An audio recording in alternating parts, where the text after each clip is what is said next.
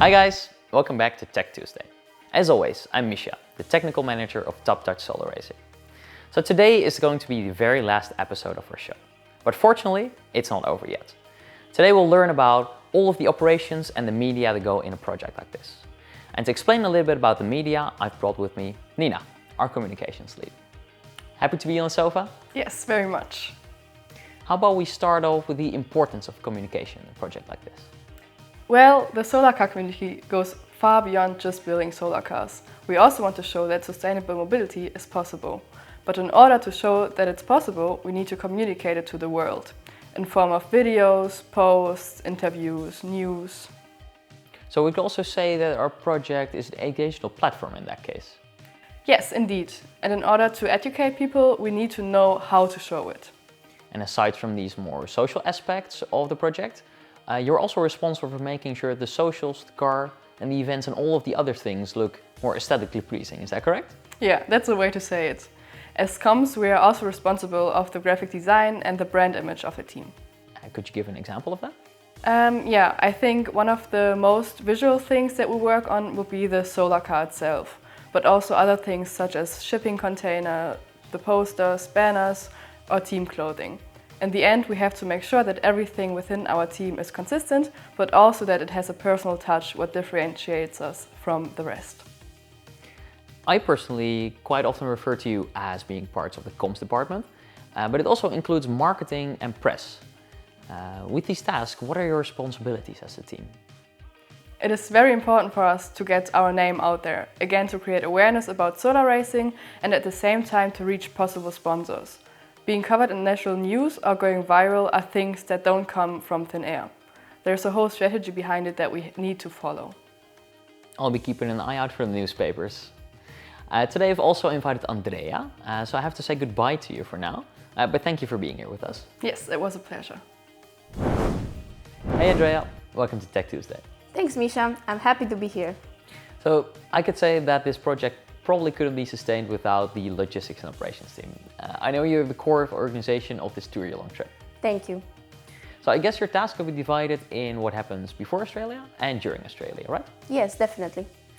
Can you tell us a little bit about what your tasks are in the project before the team goes to Australia? During the entire year, we participate in a lot of different events.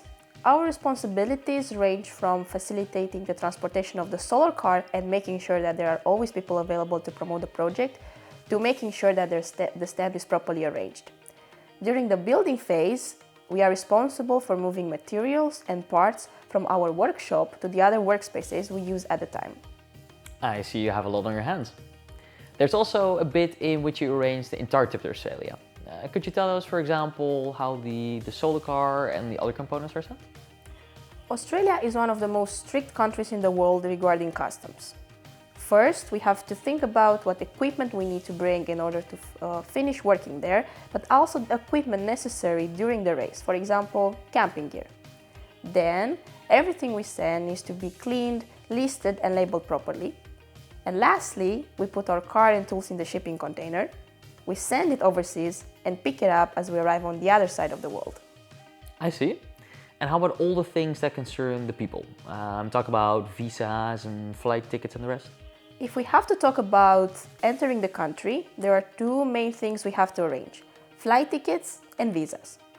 For the former, it's always a challenge as you're restricted to a certain budget, but it's not as easy as finding a good date. Regarding visas, we have to make sure that all our team members have their passports ready so we can apply for them. And as an international team, I guess that the procedure varies wildly depending on the nationality of the person. That's right. What about the things we need to figure out when we are in Australia? For that, there are a lot of small things we need to keep in mind. First of all is facilitating accommodation and workspaces for the team. We have to find affordable sites that are suitable for both the technical and the non-technical teams. Then we have to make sure that we have cars to move around and build the convoy. And during the race itself, what are things you need to take care of then? Mostly resources such as electricity and food. Back there in the outback, we have to be mindful of the situation. The energy consumption has to be minimized. We have to calculate the power that we're going to use beforehand. And this is also something that goes for food recipes, because cooking for 40 people is a very big challenge. I can imagine. If I already struggle finding the right ingredients for my one-person portion of pasta, I can imagine what nightmare it must be to cook for 40 people in the Outback. It can be. So sometimes your job can be quiet, but it's super essential for the team. I want to thank you for explaining what happens in your role as operations and logistics. It was my pleasure. Solar car fans, this was the last episode of the series Tech Tuesday. I would like to thank you for accompanying us throughout this adventure, and I hope that you learned a little bit more about solar car racing. But luckily, it doesn't end here. You can always follow us through our journey in Australia or reach out to us on any of our social media accounts.